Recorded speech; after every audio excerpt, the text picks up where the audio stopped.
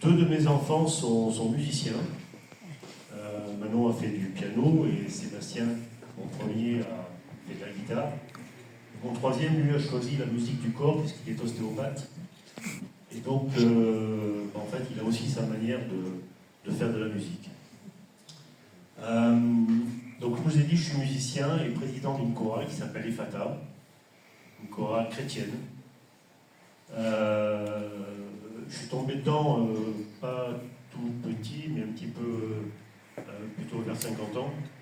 Pour autant, le concert que nous allons préparer n'est pas du tout un concert basé sur la musique chrétienne, puisque ma chorale, EFATA, fait aussi de la musique contemporaine, sans aller tout le temps sur de la musique sacrée ou de la musique chrétienne.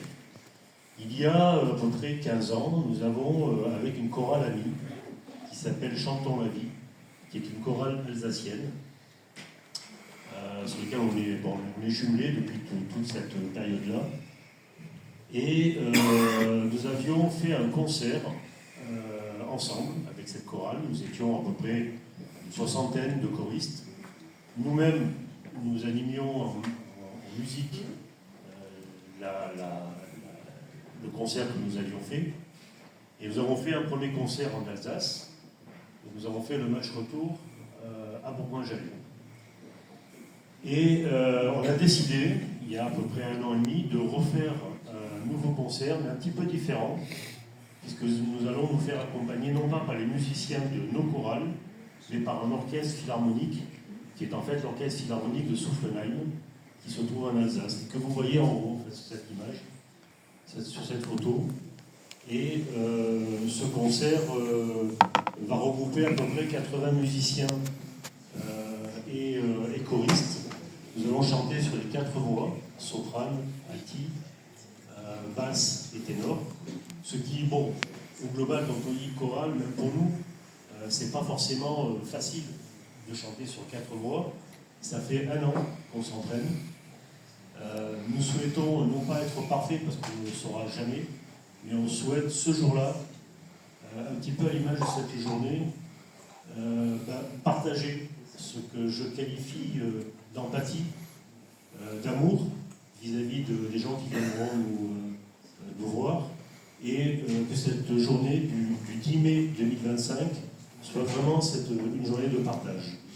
Quand on est musicien ou chanteur, la première chose que l'on souhaite de partager avec le public qui vient nous écouter, c'est ce sentiment d'empathie, d'amour, de partage, parce que c'est vraiment ce que l'on souhaite vraiment lorsqu'on a cette passion de la musique, et notamment passion du public, de l'instrument. Voilà, donc en discutant avec Thierry est mon ami depuis 20 ans, je lui ai dit, écoute, nous on fait ce concert caritatif, et ce qu'on veut c'est redistribuer ce qu'on va gagner ce jour-là à une cause. Alors, il y a des causes, diverses causes, et Thierry m'a dit, écoute, j'ai une idée, je te la partage, voilà, je suis dans cette organisation, dans ce collectif. Alors il m'a tout expliqué au début, il m'a un petit peu troublé, il m'a dit plein de choses. J'avoue que je n'avais pas tout compris. Je vous avoue qu'aujourd'hui je comprends mieux les choses. Et je lui ai dit, mais écoute, pourquoi pas, explique-moi, dis-moi. Il m'a dit, non, je vais plus t'expliquer, tu vas venir avec moi aujourd'hui. Et c'est le pourquoi je suis là. Donc, nous, ce qu'on cherche simplement, c'est